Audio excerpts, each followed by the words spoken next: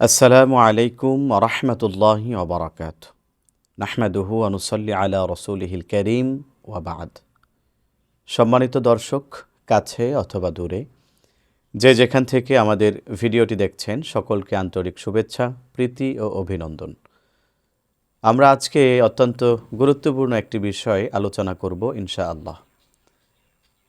বর্তমানে শাবান মাস চলছে। শাবান মাসকে ঘিরে আমাদের মাঝে অনেক কৌতূহল, অনেক প্রশ্ন।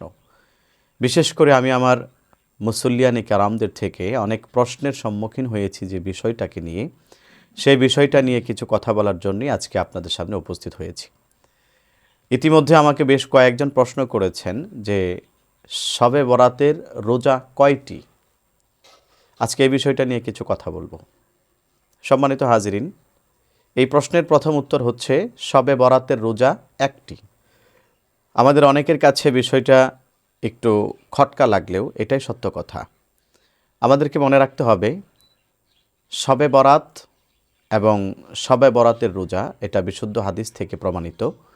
নবীজি সাল্লাল্লাহু আলাইহি ওয়াসাল্লাম বলেন, ইযা কানা লাইলাতুন নিসফি মিন শাবান ফাকুমু লাইলাহা ওয়া সুমু নাহারাহা। অর্থাৎ যখন তোমাদের মাঝে লাইলাতুন নিসফি মিন শাবান, পবিত্র শবে বরাত আসবে, তখন রাতের বেলায় কিয়াম করবে, রাতের বেলায় ইবাদত করবে এবং দিনের বেলায় রোজা রাখবে। এই হাদিস দ্বারা শবে বরাতের রোজা প্রমাণিত।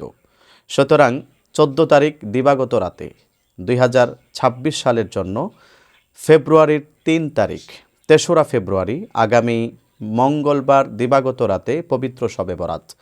আমরা রাতের বেলায় ইবাদত করব এবং বুধবার দিনের বেলায় ইনশাআল্লাহ রোজা রাখব। ইতিমধ্যে অনেকে প্রশ্ন করেছেন যে আমরা বিভিন্ন ওলামায়ে কেরামের মুখ থেকে শুনেছি যে শবে বরাতের রোজা 3টি।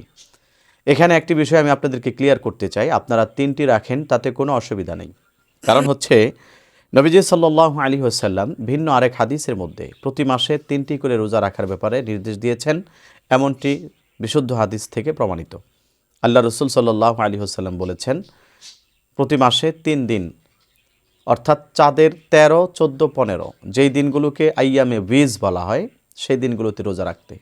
এবং সেটার ফজিলত হিসেবে বর্ণনা করা হয়েছে আইয়ামে বীজের রোজা রাখা 1 মাসের রোজা রাখার সমতুল্য। তার মানে কেউ যদি প্রতি চাঁদের 13, 14, 15 এই 3 দিন রোজা রাখেন, আল্লাহ পাক রব্বুল আলামিন সে ব্যক্তিকে গোটা মাস রোজা রাখার সওয়াব দান করবেন। সেই হিসেবে আমরা শবে বরাত আমাদের সামনে আসছে 13, 14, 15। শবে বরাতের রোজা রাখবো 15 তারিখ দিনের বেলায়।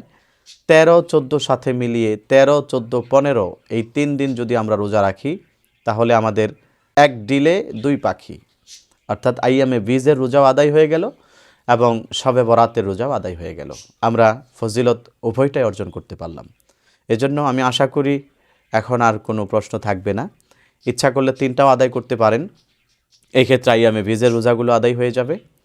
কারো যদি এতটুকু শরীর স্বাস্থ্য ঠিক না থাকে, কারো যদি শরীরে না কুলায়, সেই ক্ষেত্রে সে একটি রাখলেও কোনো অসুবিধা হবে না ইনশাআল্লাহ। আল্লাহ তাআলা আমাদের সবাইকে বিষয়টা বোঝার এবং আমল করার তৌফিক দান করুক।